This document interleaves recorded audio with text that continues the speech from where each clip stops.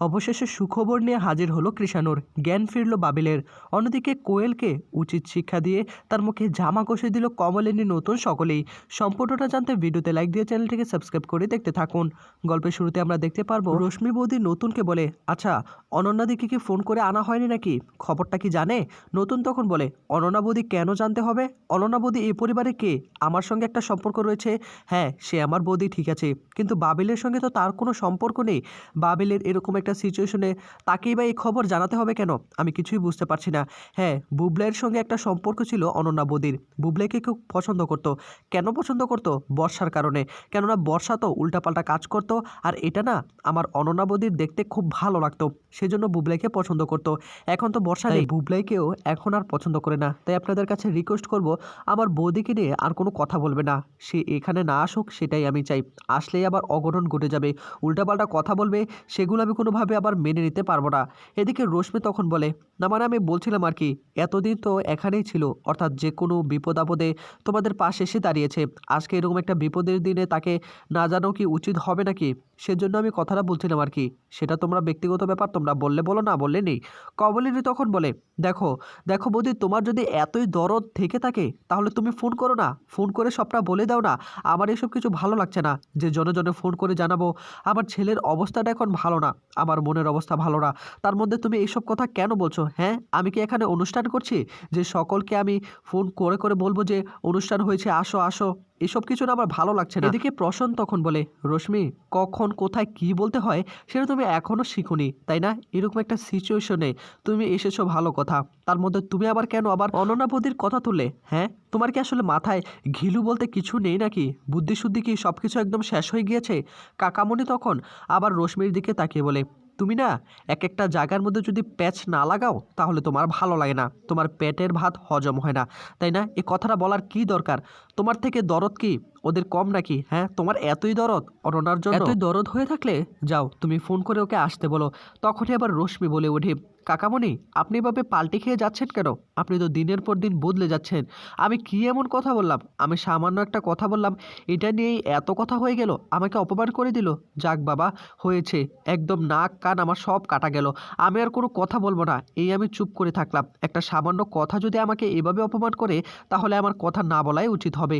তখনই প্রসন্ন রশ্মির দিকে তাকিয়ে বলে, হ্যাঁ সেটাই তো আমি চাই। তোমাকে আমি বারবার বলছি তুমি কোনো কথা বলবে না, একদম চুপচাপ থাকবে, যেন কেউ কোনো কিছু না বলতে পারে।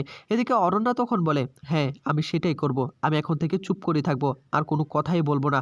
একটা সামান্য কথা নিয়ে এতগুলো কথা শুনিয়েছো আমাদেরকে। তখনই প্রসন্ন বলে, কে বলছে তোমাকে কথা বলতে? তুমি যদি কথাটা না বলতে তাহলে তো এতগুলো কথা হতো না। হ্যাঁ, তোমাকে আমি যেখানেই নেই সেখানে একটা অঘটন ঘটাও, কেন এটা করবে?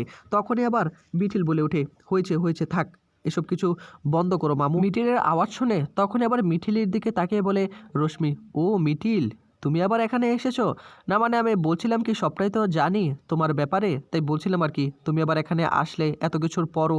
তখনই মিঠিল বলে, শোনো মামি, একটা কথা বলছি, সব কিছু হয়ে গেল, আমি কিন্তু পরিবারটাকে ছাড়তে পারবো না। বাবিল আমার বন্ধু, খুব ভালো বন্ধু, ছোটবেলা থেকেই বন্ধু, আর আমি ওই বাড়িতে যাওয়া আশা করি। এখন এরকম একটা বিপদের দিনে আমি কি আসবো না? কি ভেবেছিলে তুমি? তখনই আবার রশ্মি আড়াল হয়ে মিঠিলের সঙ্গে কথা বলার জন্য সেখানে চলে আসে। রশ্মি তখন মিঠিলকে নানা উস্কানিমূলক কথা বলতে থাকে। না মানে আমি বলছিলাম আর কি, বাবিল এরকম একটা কাজ করতে পারলো, তোমাকে ঠকিয়ে অন্য একটি মেয়েকে বিয়ে করলো। আমি তো শুনতেও পেলাম ওই মেয়েটি নাকি প্রেগনেন্টও। কি করে করতে পারলো? আসলে না, ওই পরিবার তোমাকে ঠকিয়েছে। ওই পরিবারটার মতো মানুষ হয় না, একদম কি যে করে আমি কিছুই বুঝতে পারছি না। তোমার মতো একটা মানুষকে এভাবে ঠকালো, আবার তুমি এখানে আসলে, এটা না আমি কোনোভাবেই মেনে নিতে পারছি না। আসলে কমলিনী ছেলে মেয়েদেরকে ভালো করে মানুষ করতে পারেনি। যদি মানুষ করতে পারতো না তাহলে এই দিনটা দেখতে হতো না। ভালো মানুষ হলে তোমাকে কখনো ঠকাতে পারতো না। তখন আবার মিঠিল বলে, বলছিলাম কি মামি, এসব কথা না এখন বন্ধ করাই ভালো হবে। এখন বাবিলের অবস্থা খারাপ, আমি সবটাই বুঝতে পারছি। হ্যাঁ, বাবিল আমার বন্ধু, একসময় অন্য একটা সম্পর্ক ছিল, কিন্তু হয়তোবা তার এখন আমাকে পছন্দ না। কিন্তু তুমি কাকিমার বিরুদ্ধে উল্টাপাল্টা কোনো কথা বলবে না। আমি কিন্তু সবটাই এখন গিয়ে কাকিমাকে বলে দেব। কাকিমা কিভাবে সন্তানদেরকে মানুষ করেছে সেটা আমি নিজের চোখেই দেখেছি। আমি তো বাড়িতে যেতাম। তখন এবার রশ্মি বলে, আমি তোমার ভালোর জন্যই কথাগুলো বললাম, আর তুমি আমাকে দোষারোপ করছো? যাই হোক, আমি আর কিছু বলতে চাই না, আমি যতটুকু বলার ততটুকুই বললাম। তখনই আবার মিঠিল বলে, যাই হয়ে যাক না কেন মামি, আমি সবটাই বুঝি, সবটাই জানি। আচ্ছা, তুমি তোমার মেয়ের কথাটা চিন্তা করেছো? তুমি কি তোমার মেয়েকে মানুষ করতে পেরেছো? কিছুক্ষণ পরই সেখানে কোয়েল চলে আসে। কোয়েল এসেই বলে, কি ব্যাপার, বাবিল কোথায়? বাবিলের সঙ্গে আমি দেখা করতে চাই। কোয়েলকে কেউ চিনতে পারেনি। আর তখনই প্রশ্ন করে ওঠে, তুমি আবার কে? তোমাকে তো চিনতে পারলাম না। তখনই আবার মিঠিল বলে ওঠে, ওই হলো বাবিলের হবিষ্টি কোয়েল, ওকে আমি এখানে আসতে বলেছি। তখনই ভীষণ রকম রেগে গিয়ে কোয়েলকে অপমান করতে থাকে রশ্মি। ও, তোমার জন্য এত কিছু হয়েছে, তার জন্য তুমি এর জন্য দায়ী? তখনই আবার মিঠিল বলে, দেখো পিসিমণি প্লিজ, তুমি ওকে কোনোভাবে অপমান করবে না। আমি ওকে এখানে আসতে বলেছি। ওকে যদি তোমরা অপমান করো তাহলে কিন্তু আমি এখান থেকে চলে যাব, আমি এখানে থাকতে পারবো না। নতুন তখন বলে, মিঠিল, ওকে কেউ অপমান করছে না, ওকে জাস্ট কিছু কথা বলা হচ্ছে। আজকে এই দিনটার জন্য কিন্তু সমানভাবে ও দায়ী। ওর জন্যই কিন্তু এত কিছু হয়েছে। ও কেন শুধু শুধু হাতটা বাড়িয়ে দুটি জীবনকে একদম শেষ করে দিল। এদিকে কোয়েল তখন বলে, আমি কি একবার দেখা করে যেতে পারি তো বাবিলের সঙ্গে আমি একবার দেখা করতে চাই, আর কিছুই না। আপনি আমাকে এভাবে অপমান করে কেন কথা বলছেন? তখন আবার কমলিনী বলে, তোমাকে অপমান করে কথা বলছে না, তোমাকে তোমাকে কিছু কথা বলা হচ্ছে। তুমি কেন জেনে শুনে এই কাজটা করলে? তুমি জানতে না যে মিঠিলের সঙ্গে আমার ছেলে বাবিলের একটা সম্পর্ক ছিল? জানার পরেও তুমি কি করে করতে পারলে? আরেকটা জীবন এভাবে নষ্ট করতে? শুধু নষ্টই করনি, নোংরা খেলা খেলেছো। এই বলে তখন কুর্চি আবার কোয়েলের সামনে এসে কোয়েলকে আবার অপমান করতে থাকে। কেন কেন তুমি এটা করলে? দুটি জীবনকে এভাবে কেন শেষ করলে? তখনই মিঠিল বলে, হয়েছে তো, তোমরা যদি এভাবে অপমান করতে থাকো আমি এখানে থাকতে পারবো না। কেননা আমি কিন্তু কোয়েলকে এখানে আসতে বলেছি। কোয়েল তখন বলে, আপনারা কেন এভাবে আমাকে অপমান করে কথা বলছেন আমি কিছুই বুঝতে পারছি না। হ্যাঁ হ্যাঁ, বাবিলের সঙ্গে যে কাজটা করেছি এটা অন্যায়, কিন্তু আমি এটা আপনাদের সামনে আনতে চাইনি। আমি কখনো বাবিলকে বিয়ে করতে চাইনি, কিন্তু ও আমাকে চাপ দিয়েছে। তখনই আবার বুবলাই বলে ওঠে, আচ্ছা একটা কথা, বাবিল যদি তোমার দিকে হাত বাড়ায় তুমি কেন হাতটা ধরলে? তুমি হাতটা সরিয়ে নিতে পারলে না? তাহলেই তো সবটা মিটে যেত। এক এক পক্ষে আমার ভাইও দায়ী, তার থেকে তুমি বেশি দায়ী। তুমি এর জন্য সবচেয়ে বেশি দায়ী। জীবনটাকে একদম ছারখার করে দিয়েছো। এদিকে কোয়েল তখন বলে, এভাবে অপমান আমি সহ্য করব না। একটা কথা কি, হ্যাঁ, ও হাত বাড়িয়েছে, আমি হাতটাকে ধরে রেখেছি। কিন্তু আপনারা কি একটা কথা ভেবে দেখেছেন, আপনাদের ছেলেরও কি সমানভাবে দোষ নয়? শুধু কি আমারই দোষ? আপনার ছেলে কেন হাত বাড়াতে গেল আমার দিকে? হ্যাঁ, আর আমি তো বলেছি বাবিলকে বিয়ে করব না, আমি শুধু বাচ্চাটাকে বাঁচিয়ে রাখতে চাই। আর তাতেই হয়েছে যত বিপত্তি। বাবিল তো কোনোভাবেই মেনে নিতে চায় না। আরেকটা কথা, দুটি পক্ষ কিন্তু মিল না থাকলে কখনো এরকম একটা কাজ হতো না। তাই বাবিলও কিন্তু এখানে সম্মত ছিল। এদিকে তখনই আবার কমলিনীর বাবা মা সকলেই বলে, আচ্ছা তুমি এই কাজটা কি করে করতে পারলে বিয়ের আগে? এটা কি উচিত হয়েছে তোমার? হ্যাঁ, এইভাবে তোমরা নোংরা সমাজটাকে শেষ করে দিয়েছো। তখনই আবার কোয়েল বলে ওঠে, এভাবে অপমান করবেন এটা আমি আগে জানলে এখানে আসতাম না। আমাকে এভাবে অপমান করবেন এটা কোনোভাবেই আমি মেনে নিতে পারছি না। আরেকটা কথা, মিঠিলদের সঙ্গে যে সম্পর্ক ছিল না এটা আমরা কোনোভাবেই জানতাম না, আমি পরে জানতে পেরেছি। আর আমি সেই জন্য বলেছিলাম আমি এই সম্পর্কটা আর রাখবো না, কিন্তু বাচ্চাটাকে রাখবো। এদিকে তখনই আবার নতুন বলে, আচ্ছা তুমি যেহেতু দেখতে এসেছো এখন তো আর দেখা যাবে না বাবিলকে। বাবিলের অপারেশন হচ্ছে, বাবিলের একটা সিচুয়েশন আছে, ক্রিটিক্যাল সিচুয়েশন, এর মধ্যে তুমি ওর সঙ্গে দেখা করতে পারবে না। কিন্তু তুমি যে কাজটা করেছো খুব অন্যায় একটা কাজ করেছো। রশ্মি তখন কোয়েলের দিকে হাত বাড়িয়ে বলে, আচ্ছা এই মেয়েটাকে এভাবে অপমান কেন করছো? এই মেয়েটা এসেছে, তাকে একটু বসতে দাও না, এভাবে অপমান করার মানেটা কি হয়?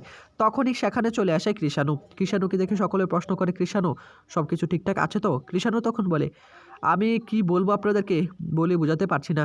এতক্ষণ ও আসলে কোনো রেসপন্সই করেনি, তাই আমি আপনাদের মাঝে আসতেও পারিনি, কোনো কথাও বলতে পারিনি। কিন্তু এখন একটু একটু করে রেসপন্স করছে, তাই এখন বলা যায় একটু আশঙ্কামুক্ত হয়েছে।